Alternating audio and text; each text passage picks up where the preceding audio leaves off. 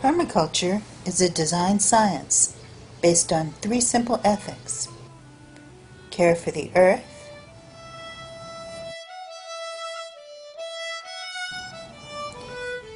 care for people,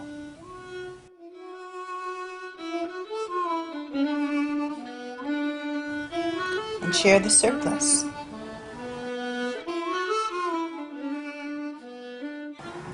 Permaculture also has core principles that guide us in creating sustainable abundance.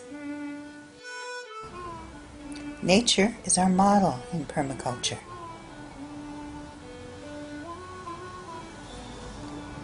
The meander of a river teaches us how to design a path. We're always looking at connections and flows, designing relationships,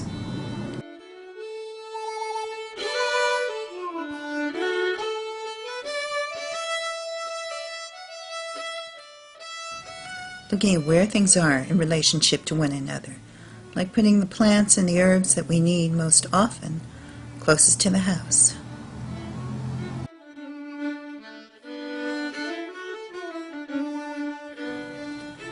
Catching water up high in the landscape and storing it so it can gravity feed down.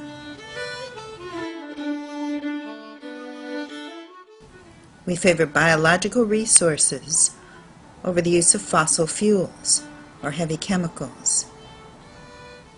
With a low carbon footprint, a reed bed will purify wastewater, and a living machine like this one at Findhorn treats raw sewage with plants and algae.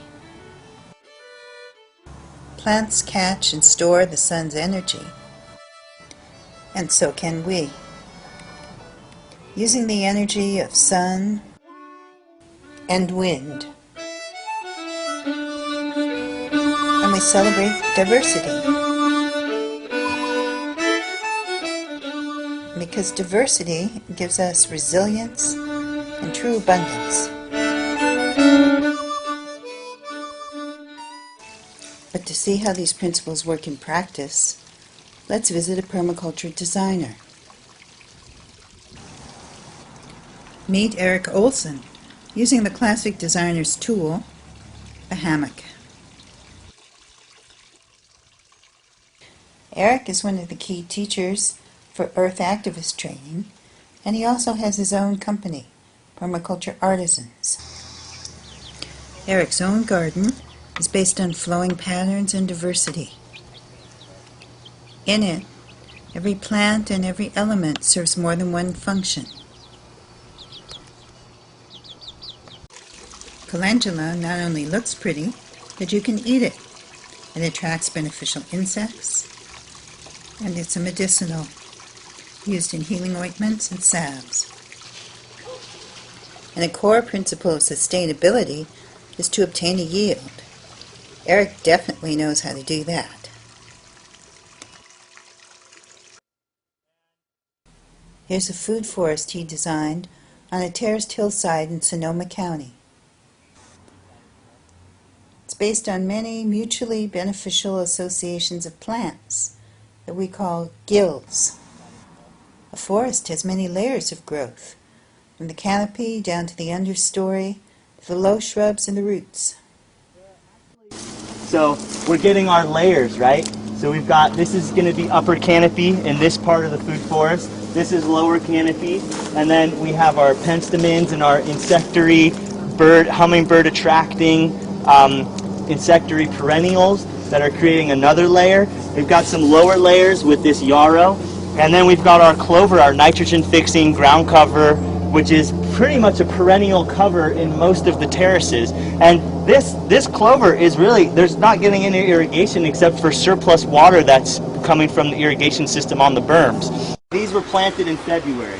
So you work your soil correctly, you put the right soil amendments in, you slow water down, you design it correctly, and you're gonna have when we got these trees, and Laura can testify, I pruned them back to a stick. So we're going to have pine nuts, hazelnut, walnut.